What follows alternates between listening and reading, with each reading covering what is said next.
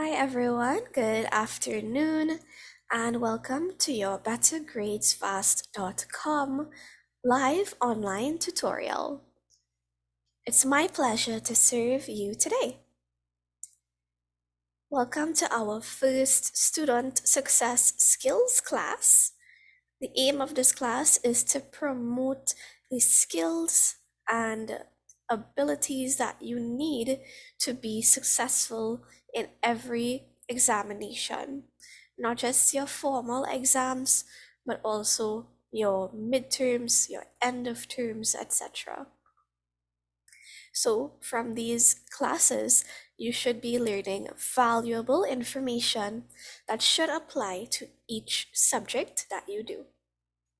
So, guys, we are first going to start off with our prayer. I politely ask if you are not comfortable with a Christian prayer, please lower the volume for the next 15 seconds. Heavenly Father, kindly direct me to meet each learner's needs.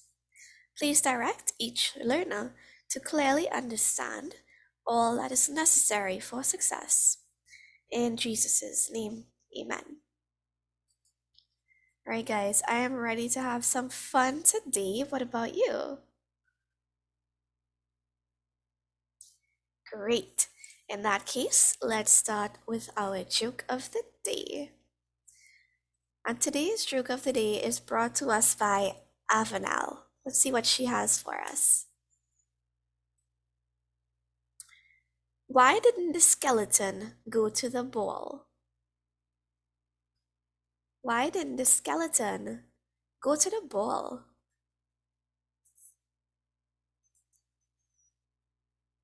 Because he had no body to dance with.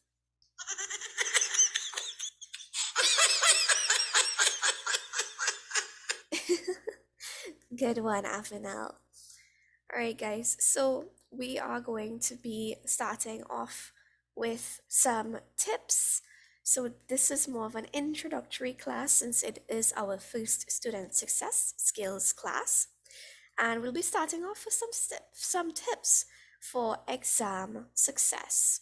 I know we are freshly back out to school, but before you know it, we're going to be hit with those exams. So, in addition to actually knowing and understanding the content that is going to be taught to you, we also need to do some other things in order to ensure success. So let's start our exam success strategies.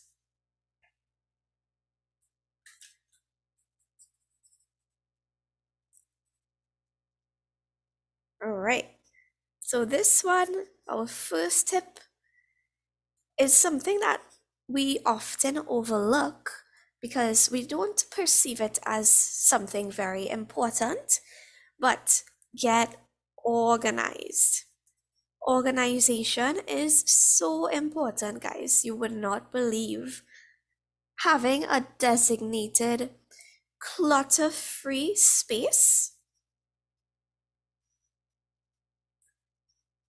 having certain books dedicated for certain things, for example, your vocabulary and spelling notebook, is very, very useful because when you come across new vocabulary words or words that you have trouble spelling and you put them in one specific place, it's going to help you to organize all of these things and you have all of them in one space to learn and to look at. So the benefits of using a to-do list cannot be overstated, guys. And there are so many to-do lists that you could use. We have a bunch of different templates for to-do lists that we can actually use. I can show you one of my to-do list sets. So I love cacti. So I have this little book with some cacti, can't touch this. And inside, I have these little sticky notes. I also have this list that I often use as my to-do list. Now you can use these templates, or you can even use just a regular to-do list that looks like this. A piece of paper, and you have to do on the top, and you have check boxes next to each task. This will help you keep organized and prioritize everything that you need to do in the order of importance. So let's say we have homework for math and homework for English. If you know your math homework is a lot more than your English homework, you may want to put it first on your list. If you know that you get trouble with a specific topic in English, put it on the list as well. Let's say we're having trouble with nouns, right? So you can go through your list and you will not believe the satisfaction that you get when you can actually tick these things off of your list. It's so satisfying. So, getting organized doesn't just mean having a clutter-free space, although that is extremely important. The space where you do your homework and where you do your revision at school and at home should be clutter-free. Create homework and study timetables. Also extremely important. I can't tell you how many times study timetables have saved me when I had exams.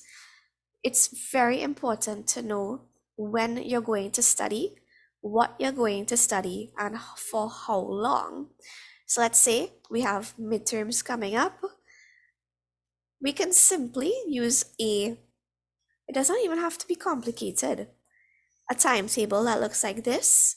So let's say we're aiming to study Monday, Tuesday, Wednesday, Thursday, right? So you want to add each time slot. So let's say we're studying 8 p.m. to 9 p.m.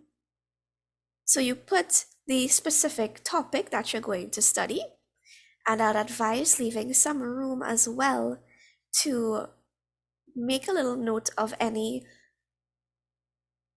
subtopics that you did not get to study or that you found challenging and would need more time. So let's say under English, we are looking at writing a story on Monday. Let's say on Tuesday, we're looking at report writing. Let's say Wednesday, we're looking at subject-verb agreement. I'm going to put SVA for subject-verb agreement. And let's say Thursday, we're looking at parts of speech. Now, I've completed all of my revision here. So I check them off. But I realized in my part of speech revision, you know what? I don't think I'm that comfortable with prepositions. So perhaps, even though my schedule was Monday to Thursday, I may want to add an extra hour or even an extra half hour for conjunctions or prepositions. What was the example we used? Prepositions. So we add it. And by building your timetable like this, it ensures a couple things. One, that you get everything done that you need to do. Two, that all of the areas you pinpoint as problem areas are covered in your revision. Now, we don't want to spend a lot of time studying and practicing concepts that we are already confident in. So if you know you are a boss at subject verb agreement you're probably going to spend less time. Maybe you don't need to spend the whole hour studying subject verb agreement. Maybe you looked at something in report writing on Tuesday that you didn't quite get, so you may use that time that you allocated towards studying to look at that particular thing instead. So, in summary, getting organized, keeping a schedule for homework and studying, keeping a daily to-do list, keeping specific books for specific things, such as a vocabulary and spelling notebook, are really, really good things to do. And the sooner you start and the more you practice using these tools, the more it's going to be ingrained further and further into your daily life. And you're never going to have to be scrambling for an exam again once you keep organized. All right, so I just want to pause here and ask if there are any questions. Right, guys, so what are the questions that you have about organization? Does anyone actually practice any of these techniques?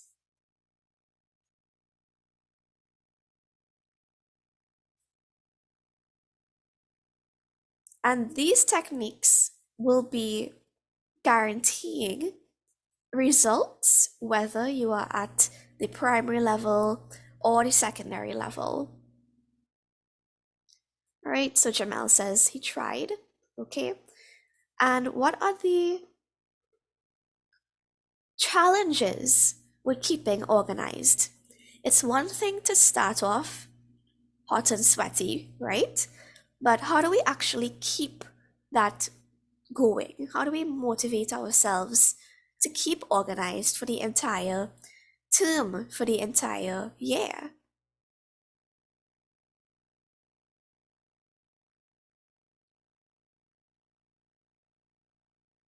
Well, yeah, discipline, sure, definitely.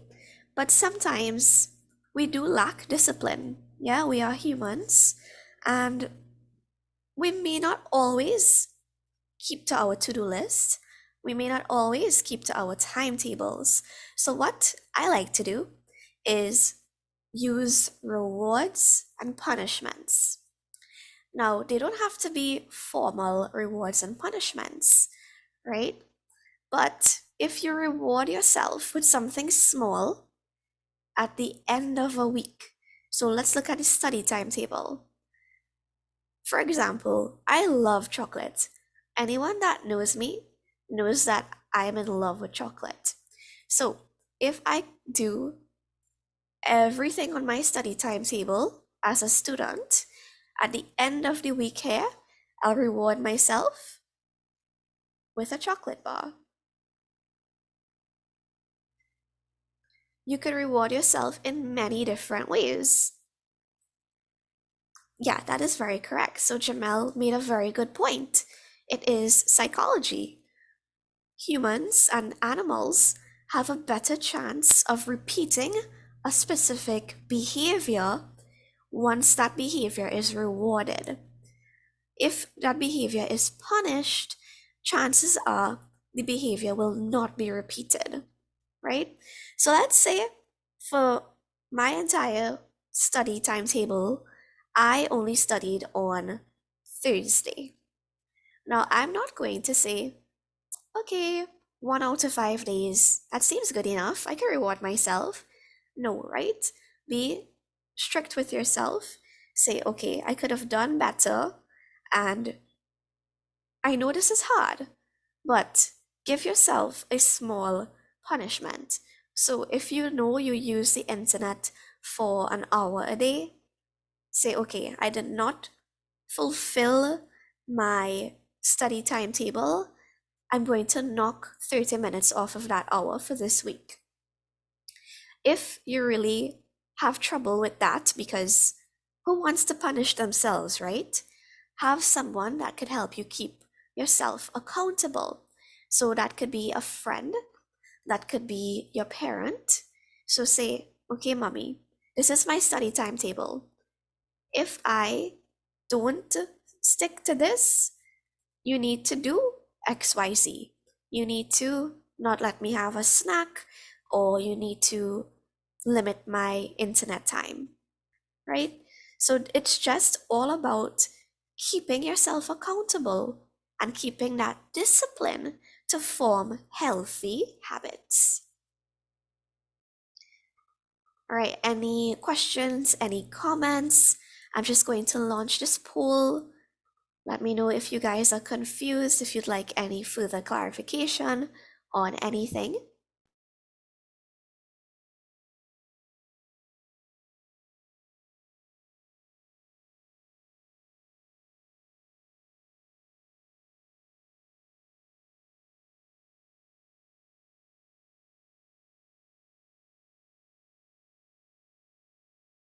All right, thanks for the feedback, guys. So we're going into our second tip for today. So first, get organized. Second, use your resources.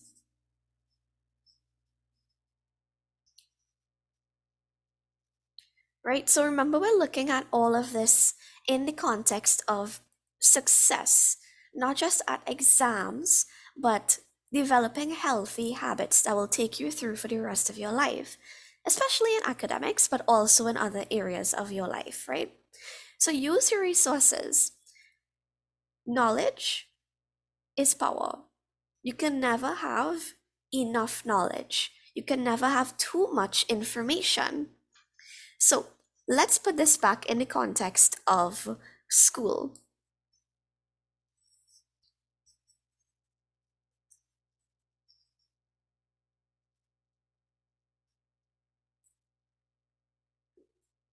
Let's say that we have encountered a particularly difficult topic in English. And of course, I'm using English as the example because you guys know I'm the English teacher, right? So let's say we are having trouble with adverbs.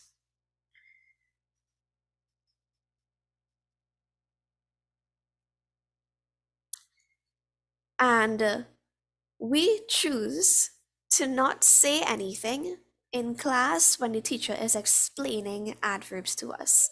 We know that we don't get it, but we just stay silent. We say, okay, I think if I practice on my own, I can probably figure it out. Now, you go home and you do a bit of practice in adverbs, right? You realize, hey, this is not working out. I don't know what to do. You could treat with this situation in a couple different ways. Use the resources available to you. Your resources are your teacher, your friends as well. So maybe you have a friend who actually understood adverbs quite well. Ask them to explain and to teach you. Your teacher is there to help you, not hurt you. So don't be shy, don't be afraid to ask for help. It doesn't make you weak, it doesn't make you less than your classmates. In fact, it proves that you're strong and confident because if you need help, you're not afraid to reach out. So use your teacher, use your friends, use your school library. So perhaps there are textbooks in the school library that could break down this topic in a much, much simpler way than perhaps the textbook that you have.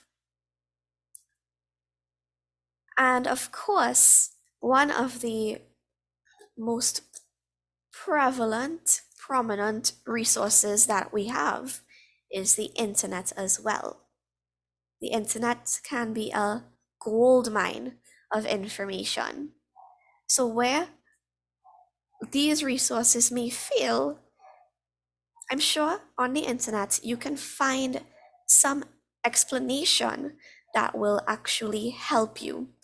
And this is also related to your learning style. So, another tip that I'd like to share with you guys is to study smart and not hard. And this includes being aware of the type of learner that you are.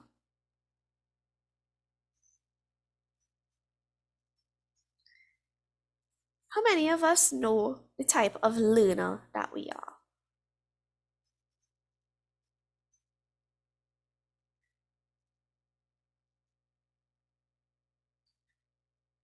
Probably a few of us, but for the most part, a lot of us don't, right?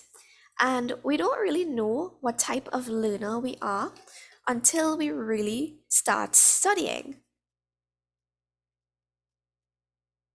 or unless we take a quiz. Now, we have different learning styles. What does that mean?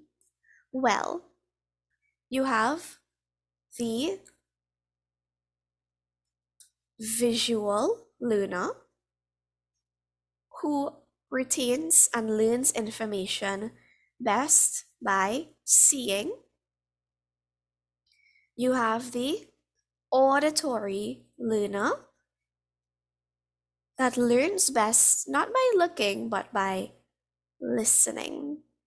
That's supposed to be an A. Guys, those of you who are new know that I cannot draw to save my life, but this is supposed to be an A. And we have something called a kinesthetic learner, where we learn best through touch, right? So if you're a visual learner, things like drawings, charts, graphs, and tables would appeal to you the most. If you're an auditory learner, you may learn well through things like podcasts, where you hear the information and you are able to understand based on what you hear. Kinesthetic learners learn through their sense of touch. So for English, it is a bit difficult for kinesthetic learners. However, it's not impossible. There are a lot of activities that we can do using our touch sense. So, in summary, it's important to know the type of learner you are. If you are constantly looking and reading at paragraphs and paragraphs and paragraphs and paragraphs of information, but you're an auditory learner, it might be ineffective, or it may not be as effective as simply putting on an ebook and listening to the words. I myself, I am a visual learner, so I love words. But someone else, let's say Jamel, may be an auditory learner. So the way that you learn is important in working smart, not hard. Also, again, with working smart but not hard, don't waste too much time on topics that you are already comfortable with. Pinpoint your problem areas and delegate most of your time to the problem areas. Because think about it, right? If you're really good at subject verb agreement, you probably shouldn't spend a whole bunch of time doing practice. Yes, you should practice, of course, but if you're having trouble with other areas, use that time towards the more difficult areas. Remember, time is a very, very valuable asset. So the way that you use time should always be in a wise manner. Right? Pay attention in class, review your syllabus objectives, and if you are someone who enjoys studying with others, Study smart, not hard. Find a study group or form your own study group. If a lot of people around you are doing the same thing, so we're all studying adverbs, chances are you're more likely to encounter someone who can explain a topic you don't know in a way that you understand, and you're going to be motivated to actually continue doing your work in the group because that's what everyone else is doing, right? So, study groups, I think, are very helpful. They are definitely not for everybody though. So, if you have a study group with your friends, sometimes it can be a bit distracting. So, focus and discipline are really important when it comes to study groups.